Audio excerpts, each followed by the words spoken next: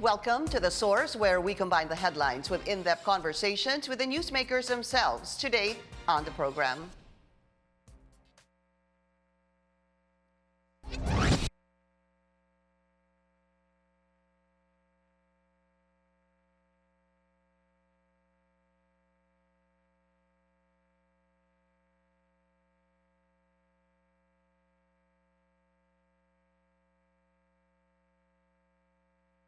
Well, what you're seeing, those photos, she's the daughter of Donnabel Cunanan. Her daughter has had Dravet syndrome since I believe she was about 3 or 5 months old. Her mother, Donnabel, Dr. Cunanan, was saying that her daughter has been taking maybe 4 to 5 types of drugs for Dravet syndrome, which is a type of epilepsy. The story right now is the Dangerous Drugs Board has recently approved a regulation allowing the use of cannabidiol. What cannabidiol is it's a marijuana component which they will allow for compassionate use of epilepsy patients. So the board, however, clarifies that cannabidiol should not be confused with marijuana. It also says strict protocols are in place to prevent any abuse of the medication. But while some advocates pushing for the legalization of medical marijuana see this as a victory, the DDB says this actually proves there's no need for a new law. Let's go straight to the source of this story. Dangerous Drugs Board Chairman, Secretary Catalino Cuy. Secretary, good to have you. Good morning, Welcome to the Pinky, show, and sir. to all your televiewers.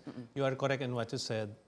Na this board regulation, actually this is proposed. Hopefully, maano natin to, no? Ma-confirm natin to by during the next board meeting next month.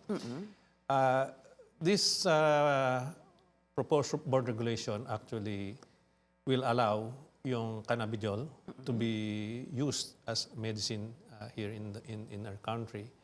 We just follow the threshold of the United States Food and Drug Administration, allowing this particular cannabidiol, which is one of the hundreds of cannabinoids found in marijuana. So, ang cannabinoids, ang nasa ilalim cannabidiol. Tama ho ba? Yes, cannabidiol. Cannabidiol, With okay. 0.1% content ng THC or yung tetrahydrocannabinol. 0.1. 0.1%. Okay, let's put this in perspective, sir. Ang pinayagan niyo po ay ito. Hindi Yeah, mo ba the ito? Epidiolex, Si Epidiolex. yes. Let's start with that. Epidiolex is supposed to be an oral medicine Yes. solution for those with certain types or severe epilepsy. Ganun ho ba? Oo, merong particular epilepsy na ginagamot nito. And this is already registered sa United States Food and Drug Administration. Our proposed regulation will allow importation of medicines that are already registered in the Food and Drug Administration or its counterpart in the country of origin or source of Ibig sabihin, country of kapag source. pinayagan ng FDA ng Estados Unidos itong particular drug na ito, Yes. papayagan. They can be allowed to enter our country. I see. Provided na the importer will follow certain protocol and permit to be issued by DDB and PDEA. Malaking sabi po ng ilan na may anak na may epilepsy or Dravet syndrome nga po. Posibleng malaking tulong ito kasi this has a component, again, just for better understanding. Ito pong Epidiolex has a component. Pwede bang tawagin na lang na CBD, sir? Kasi parang yun ang kilala. Yeah, CBD, yun yung acronym for cannabidiol. Ayun, okay. And THC, ito naman yung 0.1% threshold ng CBD. At para maintindihan po natin better, ang CBD ho kasi ay yung component, tama ho ba ng marijuana na nakaka-relax? Yeah, yun ang At ang effect na yun THC po, yung component ng marijuana na nakaka-high. Yes. Tama ho? Yes. Okay, so pinapayagan niyo po ito, CBD na may THC sa component ng Epidiolex. Yes. However, the THC is only 0.1%. 0.1%. Yun ang threshold nila. Yung sa World Health Organization natin, recently, meron silang recommendation to increase it to 0.2. But it's still pending doon sa approval ng United Nations Office on Drugs sa Vienna headquarters niyan, and we've been attending yung annual convention nila. Hindi pa rin ina-approve ng mga members. Ang ang Philippines as a member of this body, we follow yung mga regulation na yan, yung mga parameters na yan. So when can they begin to import this, sir, si Epidulex? By next week, kung ma-confirm ng board yung proposed regulation natin, it will be published, no? And then after that, it can be allowed already. But papaano? Who can acquire or buy Epidulex, sir? Doon muna tayo. Yung mga relatives or yung patient mismo, kung kaya niya, they can, if they're going abroad and they plan to bring back itong medicine na to, they have to apply sa DDB and PDEA. Or we are in coordination with the DOH and the Food Drug Administration, tsaka doon sa office ni Senator Bongo, who is the chairman ng ating Senate Committee on the Health. We are proposing na, the UPPGH will be the agency, government agency, na magpo-procure ng medicine na to. Kasi yung in our dialogue with the Philippine... So to be able to sell it here, so you don't have to import it from the United States? Hindi, kaya nga, sila yung mag-i-import in bulk. Kasi one of the issue na pinapresent ng mga proponent, yung members ng Philippine Cannabis Compassionate Society, yung prohibitive cost, accordingly, yung 1-year medication nito is from $25,000 to $30,000. So medyo mahal talaga. Yes, dollars. That's 1.5 million pesos, yeah, sir? exactly. To have a 1-year supply of Epidulex? 1-year medication. Yun ang kanilang, according ganun mo kamahal yan? Yes. Kaya nga, we were looking at the provision doon sa Rare Disease Act. We have this Republic Act, I think 10994, which provides may budget sila dyan na for the purpose of buying medicines for this rare disease. And we can consider itong type of epilepsy na to as rare disease. Of course. So maybe if we can buy in bulk, it may be cheaper. So the government can somehow subsidize yung requirement. I understand that, sir. But how do you know that people, parents or relatives of those who have, for example, that Dravet syndrome or an extreme type of epilepsy do not actually bring this to the country? There's no telling, right? I mean, I can bring it in if I wanted to. Pero pwede niyo akong hulihin. If they happen to be intercepted sa port of entries, yun ang magiging problema. And meron tayong mga recent incidents na ganyan, bringing in, or there's even an incident na somebody sent a package doon sa individual, not knowing na merong laman palang prohibited item. And that is it. I'm just talking about Epidulex, sir. Yan muna. Epidulex, although yun nga, it will be allowed sa atin, but you have to follow the protocol and requirement. Yung magdadala niyan or yung mag-import niyan should have a permit from the DDB and PDEA. DDB and PDEA. Why both, sir? Why make it a little... Actually, yung PDEA ang nag-i-issue niyan. Yung, by the way, there's a need for the prescription. From a doctor? From a specialist physician with S2 license na tinatawag, yung yellow pad prescription. Sila ang mag-i-issue ng prescription doon sa patient. Ito yung isasubmit ng... Yung kung sino man yung mag-i-import na ito, may kailangan talaga itong gamot na to. Bakit, sir? Ang doktor ho ba dito na nagpa-prescribe ng yellow pad, pwede pong bumili? Accepted po ba yan sa Estados Unidos? I don't think so. Hindi, allowed silang actually yung manufacturer niyan o yung outsource doon, they will check doon sa country na nag-i-import sa kanya kung allowed yan doon. So pwedeng tanggapin ng United States ang prescription ng Filipino doctor? Oo, i-import nila yan eh. Okay. I-export naman nila dito, di ba? So, meron ganun eh. Tinatanong nila, allowed ba yan sa country ng nagre-request? And then, yung only specialist doctor na issue ng S2 license can issue yung prescription. Right. So that's one of the requirement na hindi natin tinanggal. Kasi we made it, kasama doon sa regulation na, proposed regulation na yan is to easing up of some requirements. Only the most essential lang kailangan natin. Right. Doon sa technical working group natin, we have the head mismo ng Food and Drug Administration, si Yusek Eric Domingo. Kasama namin siya doon sa pagka-craft ng mga requirements. So, kailangan pa ng board meeting muli next Yes, week? to confirm itong proposed regulation allowing Epidiolex. Epidiolex. Apo.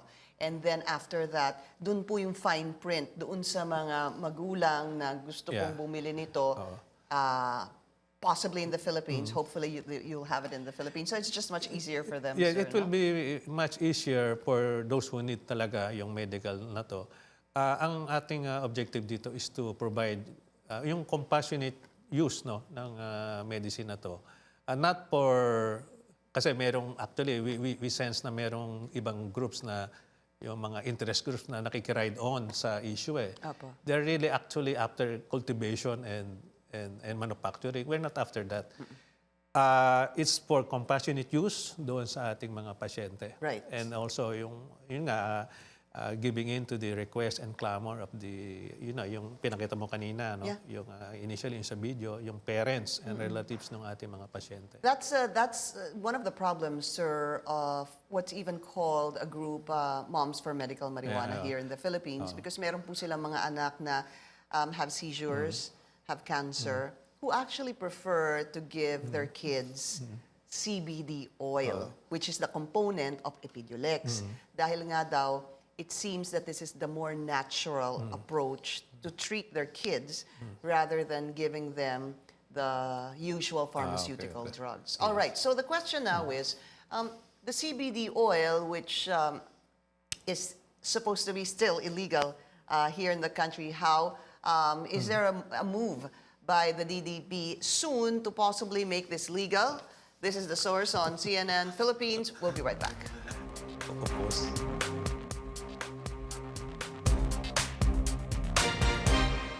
You're watching The Source on CNN Philippines. Still with us, Dangerous Drugs Board Chairman, Secretary Catalino Cuy. So, sir, soon, mapapayagan na po itong Epidiolex. Okay, so palagay niyo when can they start possibly importing? I guess mauuna importing, sir, no? So we're scheduling our next board meeting next month. Publication yan, another 2 weeks maybe. So by April, we should have done already with our IRR. And then, very soon. Very soon. So hopefully, for those parents who believe in this particular drug, they can start importing this legally, probably by May. Ano po. Okay, so now here comes the next question. Meron ho kasing tinatawag na CBD oil. Again, to lay down the premise, yung CBD, nandito po sa Epidiolex na to. So yung CBD oil, ito po yung medical marijuana na allowed in over 30 states in the United Cannabidiol, yes, the cannabidiol. Which is as long as it is in medical form and already registered sa country of origin, it can be considered. How? Because it's allowed in over 30 states, hindi ho ba? Hindi, kaya nga. So, kung mag-i-import siya na pasok doon sa ating parameter, yung 0.1% THC, then it can be allowed. So, hindi ka huhulihin sa airport pagka bumili ka nung, ganito po yun yung oil, ganun po yan. Hindi, in medicine form, kung yan ang sinasabi, nakaregister yan in oil form siya, Oil form, oral solution form, or tablet, or capsule, whatever. Pwede ipasok? If it's medicine already, Yes. Registered siya from, say, from US, from UK, from Japan, kung anong source of origin niya, that will be allowed. I'll give you an example, sir.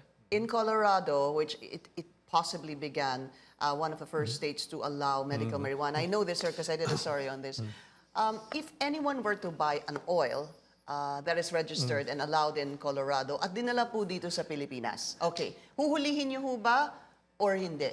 Basta nandun sa 0.1 THC component. Kung may permit siya, allowed yun. But kung wala siyang permit at dinala niya rito, hulihin siya. Permit galing kanino? Dito nga, yung sa DDB and Sa DDB at PDEA. So eventually, papayagan niyo din po. You have to have permit muna, license or permit to bring in those medicine. Which brings into question, sir, I remember speaking to someone in the DDB and telling me that pinapayagan naman yan as long as makakuha kayo ng permit. Like months before or even a year before, sir. That's one reason itong ating proposed regulation to make it easier nga. Kasi in our dialogue with the PCCS, yung ating yung Compassionate Use Society, isa 'yon sa mga dinadaing nila.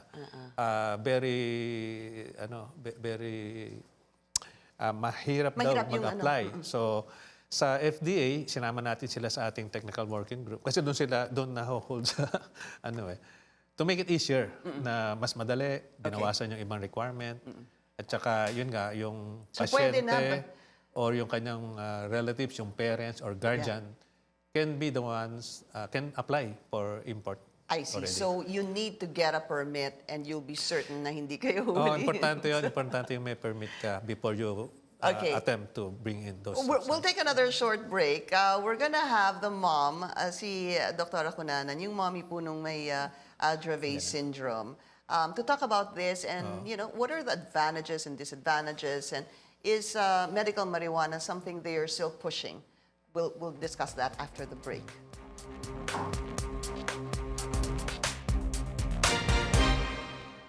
You're watching The Source on CNN Philippines. Our guest today, Dangerous Drugs Board Chairman Catalino Cuy. And joining us now is Philippine Cannabis Compassion. Yun yung pinag-uusapan po ni Secretary, Spokesperson Dr. Donnabel Cunanan. Dr. Cunanan, kayo po ba ay dentista, medical doctor? Ano ho ba ang inyong designation? Dentist. You're a dentist by profession. Okay. So, Donnabel's daughter, her name is Julia. She was diagnosed with Dravet syndrome when she was 3 months old. 3 months old. Okay. Tell us, just tell us about that, because a lot of people don't know what Dravet syndrome is, but I know it's a type of epilepsy. Yes, Dravet syndrome is an intractable form of epilepsy. Usually, nag-start siya with infancy around 2 months old, 3 months old, even in worst cases, 1 day old, nag-seizure na sila. And usually, they don't have reached their milestones, walang developmental delay, and even with 5 to 10 medications, hindi po siya nag-respond. So that's how worse. How did you treat Julia? We've tried around 7 anti-epileptic drugs with different combinations from Valium to phenobarbital. There was even a time that we had around 5 anti-epileptic drugs all at the same time. Sobrang hirap niya, Pinky. It's very depressing as a mother. I can imagine. Nagkakilala kami ni Donnabel, I would say, what, 7 years 6 ago. years ago when I did a story on this, and then we meet again, because this is something that they've been pushing for, the use of CBD oil. So, without having to corner you, Donnabel, so anong palagay mo dito sa ngayong pagpayag ng DDB, na malapit na, malapit pa lang, Malapit isa pa pang may lang. board meeting sa Epidiolex. Is this something that you will have to give Julia? Ganun ba yun? Of course, it's something that I have to keep, but the problem is the affordability of the product. And on behalf of PCSS, we would like to thank Dangerous Drugs Board, headed by General Cuy. It's a welcome development to our group. But however, we are pushing for an affordable, safe, and available medical cannabis. So admittedly, even the Dangerous Drugs Board knows that the cost of Epidiolex is around how much? $32,000 US.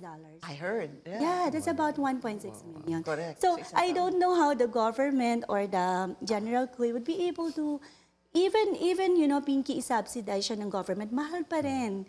We're trying to do our math. Kino-compute namin, 50% discount, ang mahal pa rin. Oh, 750,000. Yeah. Ang Yes. 50% sabihin na natin kung Yes. subsidized, no? Ang 750,000 divided by 12 months. 12 months. I don't know, I would put that at 65,000 pesos Very sa isang expensive. buwan. That's not very affordable.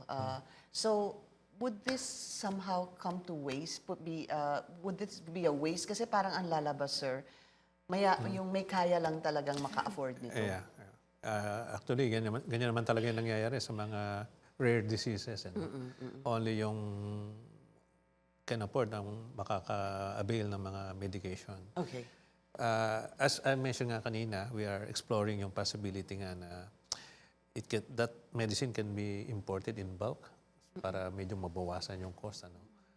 But definitely right now, hindi pa rin, we cannot allow yung manufacturing dito. Okay. Kasi it will it will entail yung cultivation and of course patented yung mga gamot na yan. It has to be arranged. Siyempre, yung manufacturer or yung naka-invent niyan from other countries. Sigurado, sir. What's the alternative? Donnabel, what are you looking at as a possible alternative? PCSS actually welcomes all different options. And as much as we are grateful to DDB, However, we are open to different options like administrative or legislation. And because we believe na walang ibang way kung hindi to locally produce it eventually. Hindi naman namin sinasabi na agad-agad ngayon na natin siya ipoproduce. But if we did not produce it locally, there's no way, General Cuy, na ma-afford po namin to. And even if the government would help us, hindi kaya, Pinky. You know, yung sakit ng anak namin is a lifelong condition. So 7 years, for 7 years, more than how many millions na po yung nagastos namin. And for example, for the rest of our life, we don't want to burden the government. Hanggang kailan po yung tulong na bibigay ng government? What if this administration, after 3 years, yung iba naman po, hindi na naman po kami matulungan. So we want to make sure that the Filipino poor patients can afford it. Yeah. So available, safe, and affordable medical marijuana. Secretary, why not, although I do know the answer to this, why not consider manufacturing it Yes. here para po mas mura? Hindi nyo ba kaya i-regulate yan? Hindi nyo ba kayang bantayan yan? Kasi the concept is good for people like Donnabel and their kids, the medical group for marijuana also, but if it's that expensive, who can afford it? Yeah, actually, yung itong ating proposed regulation na to, it will include yung making a registry of all the patient na nangangailangan so that we can determine yung extent ng need for the product. But yun nga, yung having it manufactured here, siguro that's one thing to consider also in the future discussion. Maybe that can be, Really, it's a manufacturing something. Tama ba, Donnabel, with CBD? Yes. And kailangan 0.1 at THC. Again, CBD is a component of a marijuana. Kasi yun ang alam ng tao marijuana. Dalawa yung component, yung CBD, yung pang-parelax, yung THC, yung pang-pahay. Ano tawag doon? Active component. Psychoactive component, si Yes, THC. THC. So, ang pinapayagan ng mundo is 0.1%. 0.1% content THC. Content doon sa kung ano man ang inyong iinumin. Cannabidiol. Cannabidiol. Na CBD. CBD, yes. Here's the thing, and let's just put this out in the open. There is CBD going around in the country, Yeah. sir. How do you guard against that? Kasi again, allowed po siya sa states.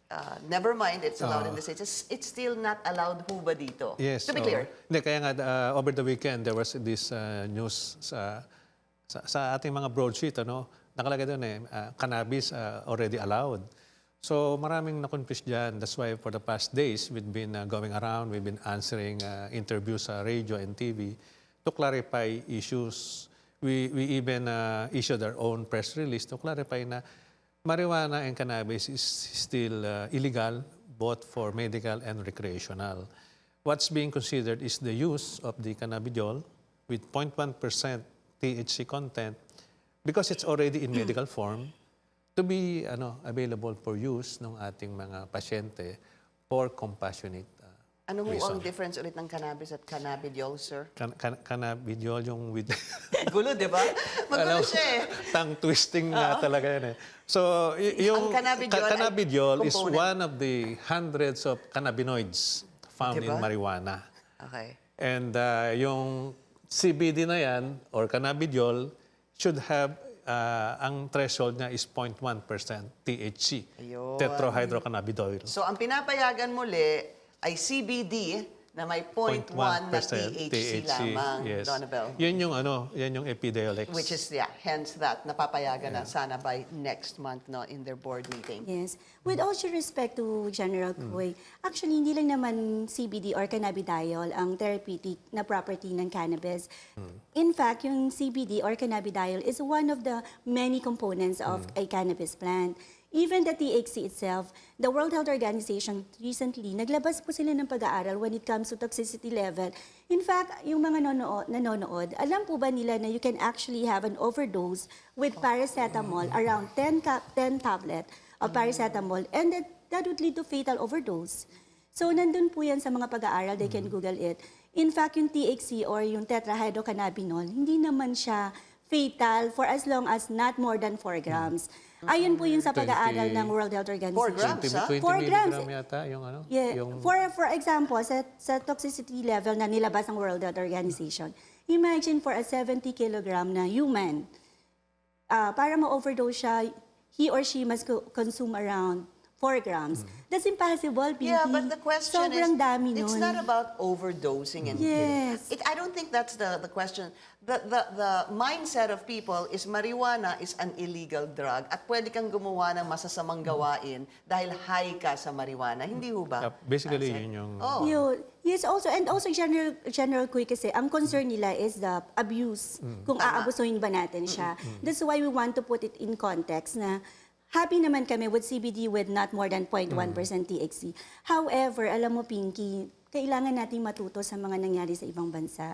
With this very limited amount of THC, 0.1%, madaming mga pasyente na hindi pa rin nagre-respond doon. I see. So that's what I am arriving at. Yun po yung punto namin sa PCCS. But there's a point made by Secretary Cuy. Hindi pa allowed ang more than 0.1%. Yes. Pinagdedebatihan pa daw yung 0.2%. Yeah, actually, World Health Organization is recommending 0.2 nga, no? Pero Actually, hindi pa ina-approve yan ng United Nations Office on Drugs. I see. And yung ating mga, of course, we as a board, we have the Department of Health as our member, ano? Yes. So we defer to the opinion and recommendation and findings of our expert on this, yung mga doctors ng DOH. And also, we even, nung ating discussion with the representative, yung hearing mga public Yes, we hearing. were Ang tagal na po ng hearing na ito. Representative from the Philippine Medical Association. Yeah. So, ayaw nila eh. I see. So, They're oppositors, ibig sabihin, really. ito yung mga expert talking. Who are we, no? We are not doctors, so we defer on their opinion and their findings. So how is Julia now? Julia she's still 8 has years seizures. old. 8 years old, may seizure pa din siya, and wala siyang milestone na nare-reach. At age 8 years old, Pinky, no, ang kanyang intellectual capacity is only less than 1 year old. So, can you imagine, no, as a mother, kailangan kung maghanap ng alternative option. And ang panawagan talaga ng PCCS is unahin ng pasyente. So, naunawaan namin yung concerns ng Philippine Medical Association. But I believe, no, the doctors also have a accountability and responsibility to also listen to us as patients. Kasi hindi naman talaga tumatalab yung current available drugs. And just to put, siguro to end this, when I spoke to the moms who have, children with problems, actually they'll tell you, gusto ba ng nanay mismo na mag-administer ng parang marijuana component sa anak nila? Parang, who would want that? Yeah. They only want it because to them, it actually works. Yes. Hindi ho ba? But anyway, we've run out of time.